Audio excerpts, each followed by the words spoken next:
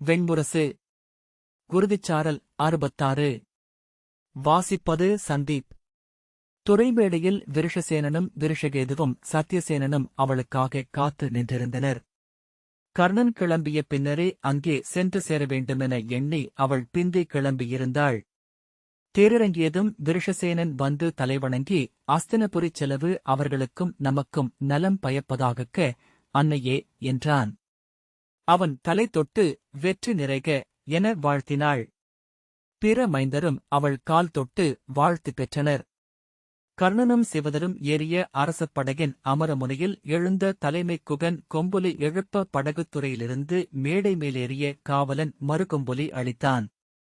18 பாய்கள் கொண்ட அரசப் படகு மேடேறும் யானை என அலைகளில் பொங்கி பின் மூழ்குவது போல் இறங்கி முன்னால் சென்று கொண்டிருந்த காவல் படகுகளைத் தொடர்ந்தது. ஒரு சிறுநகர் கிளம்பிச் செல்வது போல அவளுக்குத் தோன்றியது. விழிமயக்கு கொண்ட ஒரு கணத்தில் அவள் நின்றிருக்கும் படித்துறை சென்று கொண்டிருப்பதாக எண்ணி தலை சுழல சபரியின் தோளை பற்றிக் கொண்டாள். அமைச்சர் ஹரிதர் வந்து வணங்கி, அனைத்தும் ஒருங்கிவிட்டன அரசி. தங்கள் அகம்படிப் படகுகள் 2ஆம் படித்துறையிலிருந்து கிளம்பிவிட்டன என்றார். சென்று வருக அன்னையே என்றான் விருஷசேனன். அவள் தலையசைத்துவிட்டு திரும்பி சபரியை நோக்கி தொடரும்படி விழி காட்டினாள். வாழ்த்தொலிகளும் மங்கள இசையும் ஒலிக்க படகை அணுகி நடைபாலத்தினூடாக ஏறி படகுக்குள் சென்றமர்ந்தபோது அவள் கால்கள் பதறிக்கொண்டிருந்தன. உள்ளே நுழைந்ததும் பாலம் விலகிச் சென்றது. பிடியைக் கண்ட களிரோசை என படகிலிருந்து கொம்பொலி எழுந்தது. அவள் ஆடும் தரையில் நின்று கரையை நோக்கினாள். உள்ளம் கொப்பளித்துக் கொண்டிருந்தது. இதோ இச்சிறு சில்லையை உதைத்து மேலெழுந்து விட்டேன். இது நாள்வரை கறந்து வளர்த்த சிறகுகளை முற்றிலும் விரிக்கவிருக்கிறேன். வானில் நீந்தி திரும்பி நோக்குகையில் எப்படி இருக்கும் இந்நகர்? கைவிடப்பட்ட சிதைந்த கூடு.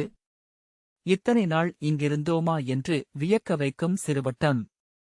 அவள் உதடுகளை உள்மடித்து உளவிசையை அடக்கிக் கொண்டாள். தொழுதபடி படகுத்துறையில் நின்றிருந்த மைந்தரைப் பார்த்ததும் அவளுக்கு உள்ளிருந்து ஒரு புன்னகை ஊறி எழுந்தது. இவர்கள் என்னை அறிந்திருக்கவில்லை. என்னுடன் இரவும் பகலும் இருக்கும் இச்சேடி என்னை அறியாள். நான் சென்ற தொலைவுகள் எதையும் இவர்கள் உணர இயலாது. சிறு வைரக்கல்லுக்குள் ஒளி 10,000 யோஜனை தூரம் பயணம் செய்கிறது என்ற காவிய வரியை நினைவு கூர்ந்தாள். அவ்வைரத்தை கரிய பட்டில் சுற்றி என் தனிப்பேழைக்குள் வைத்திருக்கிறேன். முடிவிலாது திரும்பித் திரும்பிச் சென்று கொண்டே இருக்கின்றது ஒற்றைச் சுடர் நீட்சி. இவர்கள் எப்போதும் எதையும் அறியப்போவதில்லை.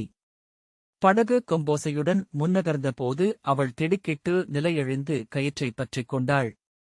சகடத்தைச் சுழற்றி நீருக்குள் இருந்து நங்கூரத்தை மேலே தூக்கினர். அவள் அதன் பச்சை பாசி படிந்த பருத்த கொக்கிகளை பார்த்தாள். நீரைக் கவ்வும் முட்கள் எத்தனை தடித்தவை! மிக மென்மையானதென்று தோன்றும் நீரைக் கவ்வ அவை தேவையாகின்றன. பெருங்கலங்களை கவ்வி நிறுத்தியிருக்கிறது நீர். அலைநெளியும் மேற்பரப்பில்தான் அது மென்மையானது. ஆழத்தில் வைரமென இறுகுவது. பாய்கள் பெரிய கொடிகளென சுருளவிழ்ந்து மேலெழுந்து சென்றன. நெய்பற்றி மேலேறும் தழல்களென அவற்றை தொல்பாடல் ஒன்று சொல்வதை எண்ணிக்கொண்டாள். எண்ணியிராத கணத்தில் சிறகு என்னும் சொல் நெஞ்சிலெழுந்தது. ஆடையை பற்றிக் கொள்பவள் போல நெஞ்சை அழுத்திக் கொண்டாள். இக்கணமே நான் இறந்து விடுவேனா என்ன? சிறகுகள் விரிகின்றன. இப்பெருங்கலத்தைத் தூக்கி வானில் மிதக்க வைக்கும் அளவுக்கு அகன்றவை. கொடிமர உச்சியில் கொடி துடிதுடித்தது. முழங்கை தடிமனுள்ள வடங்கள் அனைத்தும் சீற்றம் கொண்டவை போல் சுருள்களிலிருந்து விசை கொண்டு எழுந்து நீண்டு இறுகி மூங்கில்களென உருமாறி நின்றன. நீர் வந்து அறையும் அரசி, உள்ளே வருக என்றான் குகன். இல்லை, என்னால் உள்ளே அமரவியலாது என்றாள் சுப்ரியை. 100 கையசைவுகள் வழியாக படகுக்கு ஆணைகள் வந்தன. விடைபெறல்கள் நிகழ்ந்தன. வடங்களை அவிழ்த்து சுருட்டி கரை நோக்கி வீசினர். அமரத்தின் கூர்முகப்பு வானில் எழவிரும்பும் பறவையின் அலகென மேலே தூக்க படகு அலைமேல் ஏறி அப்பால் சரிந்து அலைவளைவில் சறுக்கி முன் சென்றது. பயிலா புரவியென படகு தன்னை பின்பக்கம் தூக்கி முன்பக்கம் தள்ளிக் கவிழ்க்க முயல்வதை அவள் கண்டாள். அனைத்து கட்டுகளையும் மறந்து கைவீசி உரக்க கூவி நகைத்தாள். அவளை திரும்பி பார்த்த சபரி புன்னகைத்து, கிளம்பிவிட்டோம் அரசி என்றாள். ஆம் என்று அவள் சொன்னாள். பகல் முழுக்க அவள் அமரமுனையருகே படகின் விலாவிளிம்பில் பாய்மரக் கயிறுகளைப் பற்றியபடி நின்று தொலைவில் பச்சைப் பெருக்கென சென்று கொண்டிருந்த கரையோரக் குறுங்காடுகளை பார்த்துக் கொண்டிருந்தாள். கடந்து செல்லும் ஒவ்வொரு படகையும் விழிமறைவதுவரை நோக்கினாள். சிறகடித்து தாழ்ந்திறங்கி பாய்க்கயிற்றில் அமர்ந்து சிறகு பிசிறுகள் உலைய ஆடிய நீர்ப்பறவைகளை நோக்கி கைவீசி சிரித்தாள். அணுகும் படகுத் துறைகளைக் கண்டதுமே அது எந்த ஊர் என்று சொன்னாள். அங்கிருக்கும் துலாநிலைகளின் எண்ணிக்கையை, சாலைகளின் அமைப்பை சபரியை நோக்கி கூவினாள். முதலில் அது தொடக்க எழுச்சி என்றும் விரைவிலேயே விழுசோர்ந்து உளம் நிறைந்து உள்ளே வந்துவிடுவாள் என்றும் சபரி எண்ணினாள்.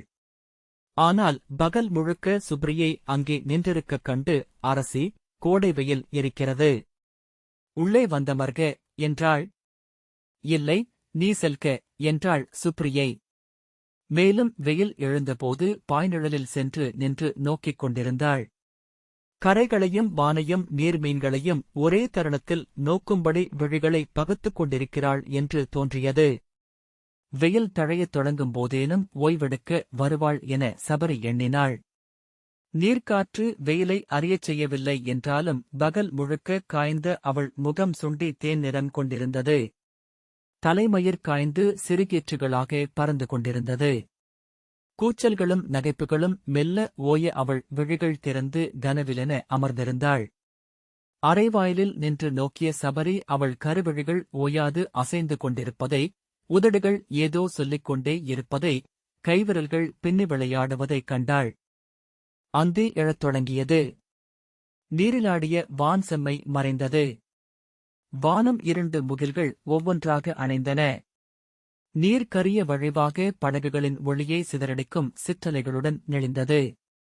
அப்பால் சென்ற படகுகள் சாளர ஒளிப்புள்ளிகள் கண்களாக பெரிய மீன்கள் என கடந்து சென்றன. பகல் முழுக்க நீரிலிருந்து எழுந்து கொண்டிருந்த நீராவி மணம் மாறி சிதறிய நீர்த்துளிகளில் பாசிமணம் தெரிந்தது. கரையிலிருந்து வந்த காற்றில் மென்குளிரும் தழை மணமும் கரைச்சேற்று மணமும் இருந்தன. கரையில் இருளே வேலி எனத் தெரிந்தது. அவ்வப்போது மாபெரும் தட்டுவிளக்கு போல் ஏதேனும் படகுத்துறை வந்து மிதந்தலைந்து பின்னால் ஒழுகிச் சென்றது. சபரி அவளருகே சென்று, அரசி, தாங்கள் உள்ளே வரலாமே என்றாள். நீ சென்று படுத்துக்கொள் என்றாள் சுப்ரியை. அரசி, இன்னும் நெடுந்தொலைவு இருக்கிறது. இரவெழுந்து விட்டது. நீராடி உணவருந்தி ஓய்வெடுக்கலாம் என்று சபரி சொன்னாள். அவளிடம் செல்லும்படி சுப்ரியை கை காட்டினாள். கதவருகே சென்று நின்று நோக்கிக் கொண்டிருந்த சபரி கால் கடத்து அமர்ந்தாள். மீண்டும் அருகே சென்று, அன்னம் கொண்டு வரலாமா அரசி என்றாள். ஆம் என்றாள் சுப்ரியை. அவள் தாளத்தில் அப்பங்களையும் பழங்களையும் நீரையும் கொண்டு சென்று கொடுத்தாள். அங்கிருந்தபடியே அவற்றை உண்டு தாளத்திலேயே கைகழுவிக் கொண்டாள். அவளை நோக்கியபடி சபரி அமர்ந்திருந்தாள். அமர விளக்கின் ஒளியில் செந்நிறத்தீற்றலாக கரிய வெளியில் எழுதிய ஓவியமெனத் தெரிந்தாள். தலையைச் சுற்றி சேலையை இழுத்துவிட்டுக் கொண்டு உடல் ஒடுக்கி அமர்ந்து நோக்கிக் கொண்டிருந்தாள். படகு திரும்பிய கோணத்தில் விழிமணிகளின் மின்னிப்பு தெரிந்து மறைந்தது. விண்ணில் மீன்கள் முழுத்தெழுந்து வந்தன. அள்ளிவிடலாமென அருகே வளைந்திருந்தது வானம். பாய்கள் தலைக்கு மேல் படபடத்து ஓசையிட்டன. காற்றில் புடைத்து கயிறுகளில் திரும்பிக் கொண்டன. அவளை 20 ஆண்டுகளாக அறிந்திருந்த சபரி முற்றிலும் புதிய ஒருத்தியை நோக்கிக் கொண்டிருந்தாள். அல்லது என்றும் அறிந்திருந்ததே இவளைத்தானோ? அவள் துயின்று தலை கதவின் சட்டத்தில் சென்று முட்டிக்கொண்டபோது விழித்துக் கொண்டாள். வாயைத் துடைத்தபடி எங்கிருக்கிறோம் என உணர்ந்தபோது அரசியைப் பற்றிய எண்ணத்தை அடைந்தாள். பாய்ந்தெழுந்து நோக்கியபோது அவள் அங்கேயே அசையாமல் அவ்வண்ணமே அமர்ந்திருப்பதைக் கண்டாள். தன் ஆடை எழுந்து பறப்பதையும் காற்று நன்றாக குளிரத் தொடங்கியிருப்பதையும் உணர்ந்து உள்ளே சென்று பருமனான கம்பளிப் போர்வையைக் கொண்டு வந்து அவளிடம் அளித்தாள். அதை எச்சொல்லுமின்றி வாங்கி அவள் போர்த்திக் கொண்டாள். அந்த விழிகளின் மின்னை அவள் திடுக்கிடலுடன் பார்த்தாள். பித்தர் விழிகள், பேய் கொண்டவர்களின் விழிகள். அவள் மீண்டும் வந்து வாயிலருகே அமர்ந்தாள். மீண்டும் துயின்று விழித்தபோது விடிவெள்ளி எழுந்திருந்தது. அவள் அங்கேயேதான் இருந்தாள். விடியலெழுவதை நோக்கிக் கொண்டு சபரி நின்றிருந்தாள். ஒவ்வொரு விண்மீனாக உள்ளிழுக்கப்பட்டு வானம் வெளிரியது. நீர் நிறம் மாறத் தொடங்கியது. அதன் பரப்பை கிழித்தபடி மீன்கள் எழுந்து எழுந்து விழுந்த அலைவட்டங்கள் ஒன்றுடன் ஒன்று விளிம்பு முட்டி கலைந்தன. ஒளி கொண்டன பாய்கள். பின் கிழக்கே செம்மை தெரியலாயிற்று. அவள் உள்ளே சென்று ஏவலனிடமிருந்து கொதிக்கும் அக்கார அன்னப்பாலைக் கொண்டு வந்து அரசிக்கு அளித்தாள். அவள் அருந்தி முடித்ததும், வருக அரசி, சற்று இளைப்பாறுக என்றாள். அவள் சபரியை எவரென அறியாதவளாக நோக்கினாள். அரசி, தாங்கள் காலைக்கடன் கழிக்க வேண்டும். உடை மாற வேண்டும். அவள் பாவை என எழுந்து கொண்டாள். அவள் ஆடை மாற்றிக் கொண்டிருக்கையில் கைகளிலும் கன்னத்திலும் தோல் வெந்தது போல சிவந்திருப்பதை சபரி கண்டாள். அவள் கேட்ட அனைத்துக்கும் ஓரிரு சொற்களிலேயே சுப்ரியை மறுமொழி சொன்னாள். அவளிடம் சற்று படுக்கும்படி சபரி சொன்னாள். ஆனால் மேலாடை ஒன்றை எடுத்துக்கொண்டு அவள் மீண்டும் படகின் விளிம்புக்கே சென்றாள். சபரி ஒரு நீண்ட பீடத்தில் மரவுரி விரித்து வெளியே கொண்டு சென்று போட்டாள். அதில் அமரும்படி கோரினாள். சுப்ரியை அதிலமர்ந்து நீரையும் கரையையும் நோக்கிக் கொண்டிருந்தாள். பின்னர் அதிலேயே விழுந்து துயின்றாள். எழுந்தமர்ந்து மீண்டும் நோக்கிக் கொண்டிருந்தாள். அன்றிரவும் அவ்வண்ணமே அமர்ந்திருந்தாள். மறுநாள் பகலில் ஆடை மாற்றி அங்கே சென்றமர்ந்தாள். அப்பயணம் முழுக்க அவள் அங்கேயேதான் இருந்தாள். அவள் மொழியையே மறந்துவிட்டிருந்தாள் என சபரி எண்ணினாள். அவள் செயல்கள் ஒவ்வொன்றும் திகைப்பூட்டின. எண்ணும்தோறும் அச்சத்தையும் பதற்றத்தையும் நிறைத்தன. ஆனால் சொற்கள் ஓய அவளை வெறுமனே நோக்கியிருக்கையில் அந்த சுப்ரியையை அவள் முன்னரே நன்கறிந்திருப்பதாக தோன்றியது. அது ஏன் என்று அவள் தன்னை உசாவிக் கொண்டாள். உள்ளம் அவ்வாறு உணர்வதற்கெல்லாம் எந்த விளக்கமும் இல்லை என்று பின் எண்ணிச் சென்றடைந்தாள். அவள் முன்பு சொன்ன சொற்கள் நினைவுக்கு வந்தன. ஆனால் அச்சொற்களென்ன என்று அவளால் தெளிவுற எடுக்க முடியவில்லை. அச்சொற்களால் உருவான உணர்வு மட்டும் நிலைத்திருந்தது அகத்தில். அஸ்தனபுரியே படகுகள் சென்றடைந்த போது சபரிக்கு சற்று ஆறுதல் ஏற்பட்டது. சுப்ரியை விரைவில் மீண்டு விடுவாள் எனத் தோன்றியது. கால்கள் பழகிய நிலைத்த தரை சித்தத்தையும் நிலைகொள்ளச் செய்யும் என எண்ணினாள். அன்று காலை புலரி எழுந்ததும் அவர்கள் படகுத்துறையை அணையக்கூடும் என்று சொல்லப்பட்டது. அவள் கரிக்கிருளிலேயே சுப்ரியையை அழைத்து உள்ளே கொண்டு சென்று நீராட்டி கூந்தல் முடைந்தாள். முகச்சுண்ணமும் வண்ணமும் தீட்டினாள். அரசியருக்குரிய பொன்னூலாடையும் அணிகளும் அணிவித்தாள். சுப்ரியை அதையெல்லாம் அறிந்தது போலவே தெரியவில்லை. பாவையை அணிவிப்பது போலிருந்தது. தாங்கள் சொன்னபடி அனைத்து அணிகளையும் கொண்டு வந்திருக்கிறோம் அரசி. தாங்கள் விரும்புவதை அணியலாம் என்றாள் சபரி. ஆம் என்று அவள் பொருளில்லாமல் சொன்னாள். மகத அரசியிடம் மட்டுமே இருக்கும் செவ்வைரம் பதித்த நெற்றிச் சுட்டி உள்ளது. அதை எடுக்கட்டுமா என்றாள் சபரி. ஆம் என்றாள் சுப்ரியை. அன்றி இந்த வெண்பட்டாடைக்கு நீலமணி பொருந்துமென எண்ணுகிறேன். அருமணி பதக்கம் ஒன்றுள்ளது. நாம் அதை காம்போஜ அரசரிடமிருந்து கப்பமாகப் பெற்றோம். அதை சூடுகிறீர்களா? அதற்கும் சுப்ரியை பொருளில்லாமல் ஆம் என்று தலையசைத்தாள். சபரி பெருமூச்சு விட்டாள். பின்னர் மேலே கேள்விகளேதுமின்றி அவளை அணி செய்தாள். அவளை ஆடிமுன் நிறுத்தி முழுதணிக் கோலம், அரசி. இத்தகைய கோலத்தில் நீங்கள் சம்பாபுரியில் கூட எழுந்தருளியதில்லை என்றாள். அவள் தலையசைத்தாள். அஸ்தனபுரியின் அரசியர் எவருக்கும் நிகராக அணிகள் இருக்கவியலாது. ஒருவேளை முதலரசி பானுமதி கொண்டிருக்கலாம்.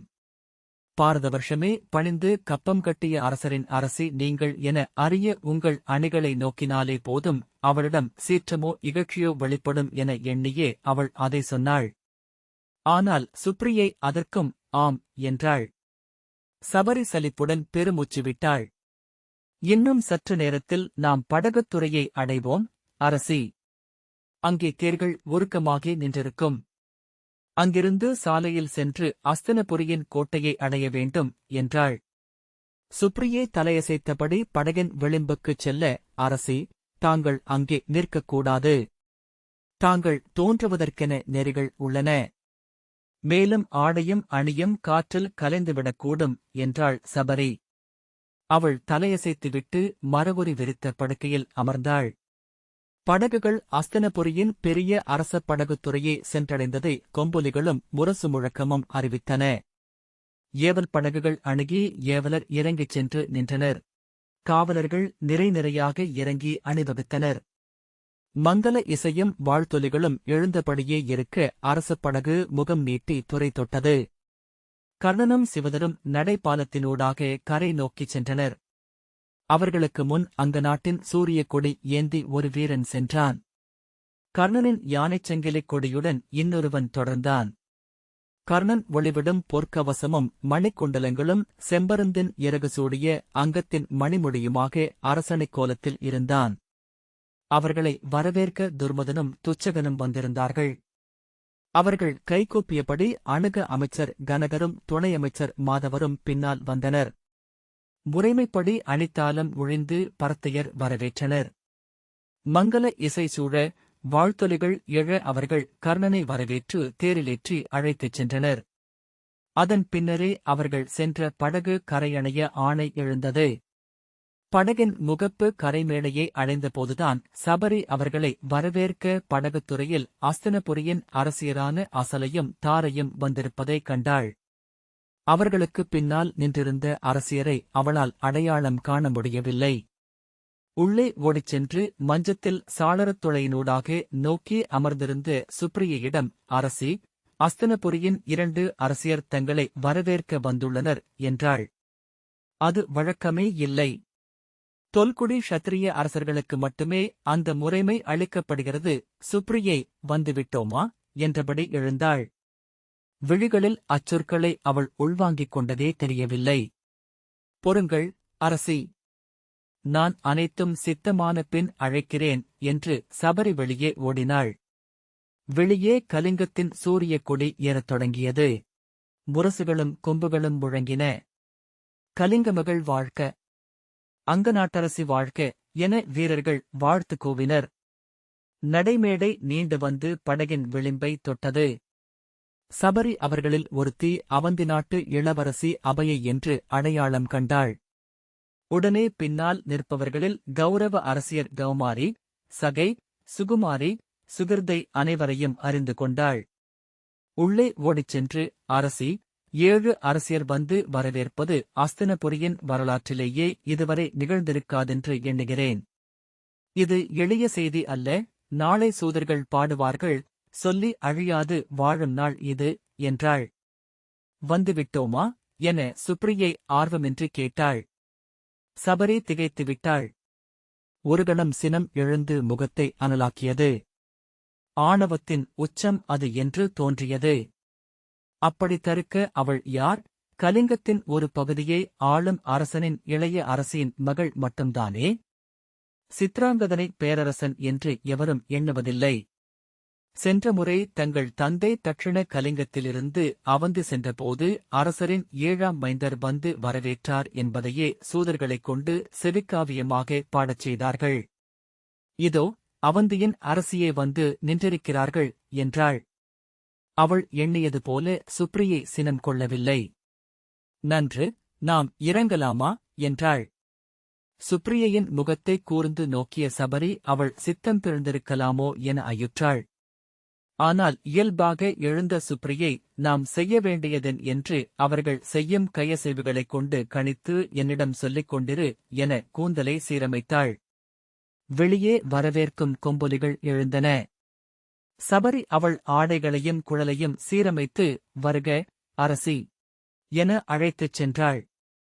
பாவை போல நீளணி வைத்து சுப்ரியை நடந்தாள். அவள் மேலாடை தலையிலிருந்து நழுவியதை உணரவில்லை. சபரி அதை எடுத்து அவள் கொண்டை மேல் இட்டாள். சுப்ரியை வெளியே தோன்றியதும் வாழ்த்தொலிகள் உச்சம் கொண்டன.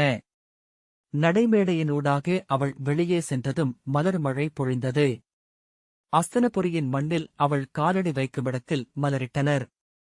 அசரையும் தாரையும் அபயையும் அருகணைந்து வணங்கி அங்க நாட்டரசிக்கு தலை வணங்குகிறோம். அங்கே அரண்மனை முகப்பில் தங்களுக்காக மூத்த அரசியர் சத்யசேனையும் சத்யவரதையும் அரசி பானுமதியுடன் காத்திருக்கிறார்கள். தங்களை நேரடியாகவே அகத்தளத்திற்கு கூட்டிச் செல்லும்படி பேரரசி காந்தாரியின் ஆணை. தங்களுக்காக நகரே ஒருங்கியிருக்கிறது என்றனர். தாரை அஸ்தனபுரி மகிழும் நன்னாட்களில் ஒன்று இது, அரசி என்றாள். அபையை அனைவரையும் விட அரசர் மகிழ்வு கொண்டிருக்கிறார். 7 முறை கனகரே வந்து இங்கே அனைத்தையும் உருக்கியிருக்கிறார் என்றாள். சகை, இது தங்கள் அரசென்றே கொள்க, அரசி. வருக என்றாள். அவர்கள் வழிநடத்தி கூட்டிச் செல்ல சுப்ரியை நடந்தாள். அவள் திரும்பி நோக்க சபரி அவள் எண்ணத்தை உய்த்துணர்ந்து அணிப்பேழைகள் அனைத்தையும் அரண்மனைக்கே கொண்டு வரும்படி ஆணையிட்டுள்ளேன், அரசி என்றாள். ஆனால் அச்சொற்களை அவள் உளம்பெறவில்லை என விழிகள் காட்டின. இந்தப் படகு நாம் செல்லும் வரை இங்கே நின்றிருக்குமா என்றாள் சுப்ரியை. சபரி திகைத்து திரும்பி நோக்கிய பின் ஆம் என்றாள். அசலை, நீங்கள் திரும்பிச் செல்ல இன்னும் நெடுநாட்களாகும், அரசி. வேள்விக்குப் பின் இங்கே அரசவை கூடுகைகளே பல உள்ளன, தங்கள் பொருட்டு விழவுகளை கூட ஒருங்கமையக்கூடும் என்றாள். வெண்ணிறமான கொழுத்த உடலும் பெரிய கைகளும் உருண்ட முகமும் கொண்டிருந்த அசலையின் சிறிய உதடுகளும் கண்களும் சேர்ந்து எப்போதுமே சிரித்துக் கொண்டிருப்பவை போலிருந்தன. அவளை எங்கோ பார்த்திருப்பது போல சபரி எண்ணினாள். அவள் உள்ளத்தை உணர்ந்து கொண்ட அசலை, என் அக்கையை பார்த்திருப்பீர்கள். நான் அவள் தோற்றம் கொண்டவள் என்றாள். சபரி ஆம் என்றாள். சுப்ரியை, நாம் செல்வது வரை இப்படகு இங்கேயே நின்றிருக்கட்டும் என்றாள்.